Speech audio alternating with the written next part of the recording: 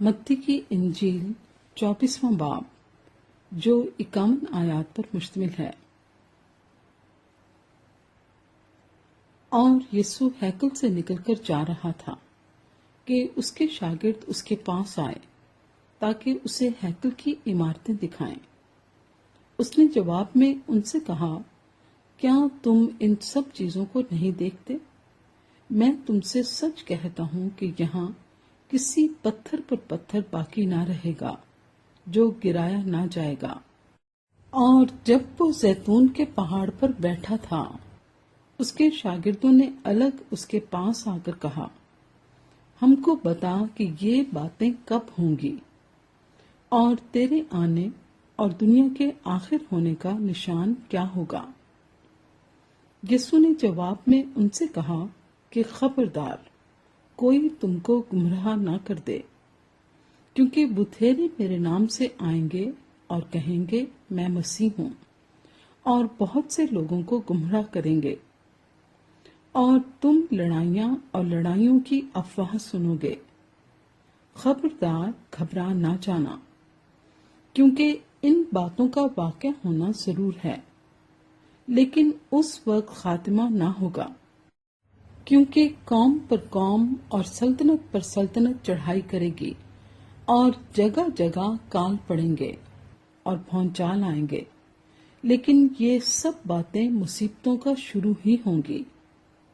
اس وقت لوگ تم کو ایذا دینے کے لیے پکڑوائیں گے اور تم کو قتل کریں گے، اور میرے نام کی خاطر سب قومیں تم سے عداوت رکھیں گی۔ اور اس وقت بتھیرے ٹھوکر کھائیں گے اور ایک دوسرے کو پکڑوائیں گے اور ایک دوسرے سے عداوت رکھیں گے، اور بہت سے جھوٹے نبی اٹھ کھڑے ہوں گے اور بتھیروں کو گمراہ کریں گے، اور بے دینی کے بڑھ جانے سے بتھیروں کی محبت ٹھنڈی پڑ جائے گی، مگر جو آخر تک برداشت کرے گا وہ نجات پائے گا۔ اور بادشاہی کی اس خوشخبری کی منادی تمام دنیا میں ہوگی تاکہ سب قوموں کے لیے گواہی ہو، تب خاتمہ ہوگا۔ پس جب تم اس اجاڑنے والی مکروہ چیز کو، جس کا ذکر دانیل نبی کی معرفت ہوا، مقدس مقام میں کھڑا ہوا دیکھو، پڑھنے والا سمجھ لے۔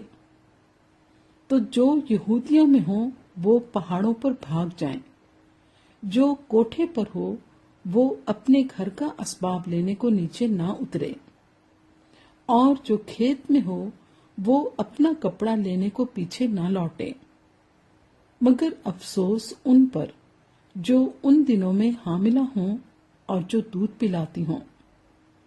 پس دعا کرو کہ تم کو جاڑوں میں یا سبت کے دن بھاگنا نہ پڑے، کیونکہ اس وقت ایسی بڑی مصیبت ہوگی کہ دنیا کے شروع سے نہ اب تک ہوئی نہ کبھی ہوگی۔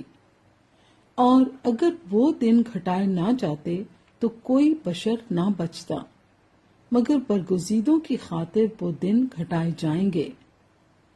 اس وقت اگر کوئی تم سے کہے کہ دیکھو مسیح یہاں ہے یا وہاں ہے، تو یقین نہ کرنا، کیونکہ جھوٹے مسیح اور جھوٹے نبی اٹھ کھڑے ہوں گے اور ایسے بڑے نشان اور عجیب کام دکھائیں گے کہ اگر ممکن ہو تو برگزیدوں کو بھی گمراہ کر لیں۔ دیکھو، میں نے پہلے ہی تم سے کہہ دیا ہے، پس اگر وہ تم سے کہیں کہ دیکھو وہ بیابان میں ہے تو باہر نہ جانا، یا دیکھو وہ کوٹھریوں میں ہے تو یقین نہ کرنا۔ کیونکہ جیسے بجلی پورب سے کوند کر پچھم تک دکھائی دیتی ہے، ویسے ہی ابن آدم کا آنا ہوگا۔ جہاں مردار ہے وہاں گدھ جمع ہو جائیں گے۔ اور فوراً ان دنوں کی مصیبت کے بعد سورج تاریک ہو جائے گا اور چاند اپنی روشنی نہ دے گا، اور ستارے آسمان سے گریں گے، اور آسمانوں کی قوتیں ہلائی جائیں گی۔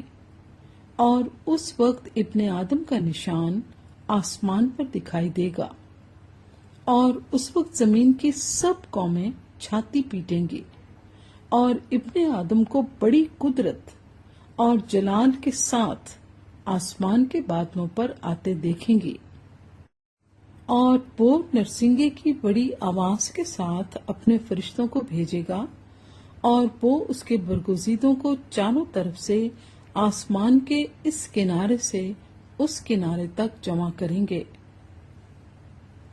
اب انجیر کے درخت سے ایک تمثیل سیکھو۔ جو ہی اس کی ڈالی نرم ہوتی اور پتے نکلتے ہیں، تم جان لیتے ہو کہ گرمی نزدیک ہے۔ اسی طرح جب تم ان سب باتوں کو دیکھو تو جان لو کہ وہ نزدیک بلکہ دروازے پر ہے۔ میں تم سے سچ کہتا ہوں کہ جب تک یہ سب باتیں نہ ہو لیں، یہ نسل ہرگز تمام نہ ہوگی۔ آسمان اور زمین ٹل جائیں گے، لیکن میری باتیں ہرگز نہ ٹلیں گی۔ لیکن اس دن اور اس گھڑی کی بابت کوئی نہیں جانتا، نہ آسمان کے فرشتے، نہ بیٹا، مگر صرف باپ۔ جیسا نوح کے دنوں میں ہوا، ویسے ہی ابن آدم کے آنے کے وقت ہوگا۔ کیونکہ جس طرح طوفان سے پہلے کے دنوں میں لوگ کھاتے پیتے اور بیاہ شادی کرتے تھے، اس دن تک کہ نوح کشتی میں داخل ہوا، اور جب تک طوفان آ کر ان سب کو بہا نہ لے گیا ان کو خبر نہ ہوئی، اسی طرح ابن آدم کا آنا ہوگا۔ اس وقت 2 آدمی کھیت میں ہوں گے، ایک لے لیا جائے گا اور دوسرا چھوڑ دیا جائے گا۔ 2 عورتیں چکی پیستی ہوں گی، ایک لے لی جائے گی اور دوسری چھوڑ دی جائے گی۔ پس جاگتے رہو، کیونکہ تم نہیں جانتے کہ تمہارا خداوند کس دن آئے گا۔ لیکن یہ جان رکھو کہ اگر گھر کے مالک کو معلوم ہوتا کہ چور رات کے کون سے پہر آئے گا، تو جاگتا رہتا اور اپنے گھر میں نقب نہ لگانے دیتا۔ اس لیے تم بھی تیار رہو، کیونکہ جس گھڑی تم کو گمان بھی نہ ہوگا، ابن آدم آ جائے گا۔ پس وہ دیانتدار اور عقل مند نوکر کون سا ہے جسے مالک نے اپنے نوکر چاکروں پر مقرر کیا تاکہ وقت پر ان کو کھانا دے؟ مبارک ہے وہ نوکر جسے اس کا مالک آ کر ایسے ہی کرتا پائے۔ میں تم سے سچ کہتا ہوں کہ وہ اسے اپنے سارے مال کا مختار کر دے گا۔